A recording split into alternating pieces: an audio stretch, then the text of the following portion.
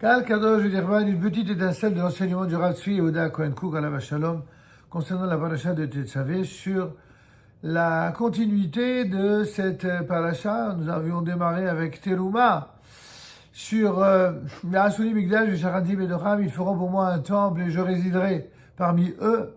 Veshachanti Bedocham va être dévoilé ici également dans Tetzavé.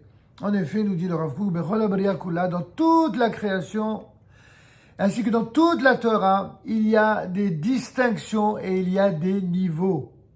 Tout ce que nient certains dans notre génération particulièrement, la Torah, elle, nous met en garde, nous avertit, nous informe, nous forme et nous éclaire. Et de la même façon, le peuple d'Israël va se dévoiler par une sorte de triptyque sacré. C'est quoi ce triptyque-là? Il y a premièrement Yetziat Mitzrayim, la sortie d'Égypte. Deuxièmement, Mahamad Har Sinaï ou Matan Torah, le rassemblement sinaïtique, ainsi que le don de la Torah au Sinaï. Et enfin, Hashraat Shechina B'Israël, la résidence de la présence divine au sein du peuple d'Israël. Notre paracha est la seconde partie de ce fameux Merasuli Migdash Veshachanti Bedocham annoncé dans Parashat Teruma, à savoir, ils feront pour moi un sanctuaire et je résiderai parmi eux. Bedocham, parmi eux, dit le Rav Kook, Bechol Amouvanim, il faut le comprendre dans tous les sens du terme. Ashechina Shola Bedoch Klal Israël, d'abord, le pshat, c'est-à-dire le sens obvi de cette affirmation, dit le Rav Kook, c'est que la présence divine, elle réside à l'intérieur, au milieu de l'assemblée d'Israël, de tout Israël. Le peuple d'Israël, c'est tout le peuple d'Israël. C'est quelque chose dont les idéologues, les spécialistes de Hashkafa, qu'ils soient dans la Torah ou en dehors de la Torah, devront s'habituer à comprendre. La Torah n'a pas été donnée que aux religieux. Elle n'a pas été donnée que aux orthodoxes. Elle n'a pas été donnée que aux gens qui sont du niveau. La Torah, elle a été donnée à tout le peuple d'Israël réuni au mont Sinaï, certes, qui d'un cœur à l'unisson a été capable, pour une fois dans l'histoire d'Israël, d'être uni totalement.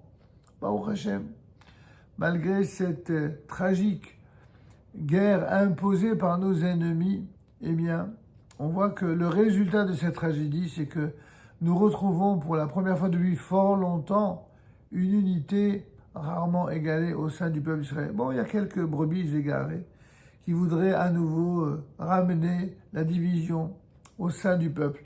Mais la vérité, c'est que l'unité est bien plus forte. Baruch Hashem. Et quand l'unité du peuple d'Israël, elle est réelle, elle est profonde, alors elle rappelle les conditions de la bracha et de la présence divine au sein du clan d'Israël. Les Hasuli Migdash, là, ils seront en mesure d'accomplir cette réalisation extraordinaire qui est le sanctuaire. Et Dieu va résider au sein de tout le clan d'Israël, un clan où il y aura toutes les dimensions, tous les niveaux qui seront représentés et unis. Shechinat Hashem Ba'olam Hi Klal Israël. Il faut que chacun s'habitue, aussi bien parmi les juifs que parmi nos amis non-juifs. La présence de Dieu, la résidence divine dans le monde, c'est précisément le clan d'Israël. C'est à travers le clan d'Israël que cette présence, elle est rendue possible. Kol Shishim Ribon Nishmot Israël Henishma Neshama Achat. Les 600 000 âmes annoncées par les prophètes, par le Zohar, explicitées par le Zohar, par tous nos sages, ces 600 000 âmes dont on parle lors de la sortie d'Égypte, ne forment qu'une seule Neshama collective, une entité unique qu'on appelle Nishmat Klal Israël, la collectivité, l'âme collective d'Israël.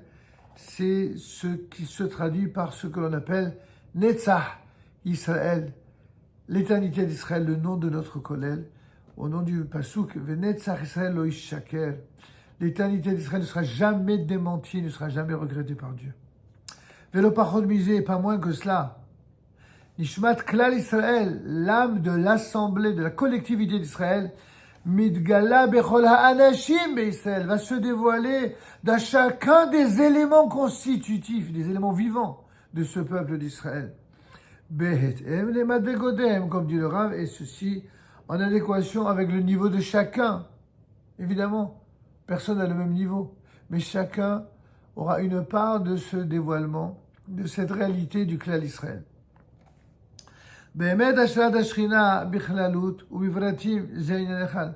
Et effectivement, dit le Rav, la présence de la résidence, n'est-ce pas, de la présence de la résidence divine au sein de la nation d'Israël se traduira aussi bien dans la collectivité que dans les individus, car l'un et l'autre, Ze Inyan Echad, ne constituent une seule entité, une seule réalité, un seul sujet.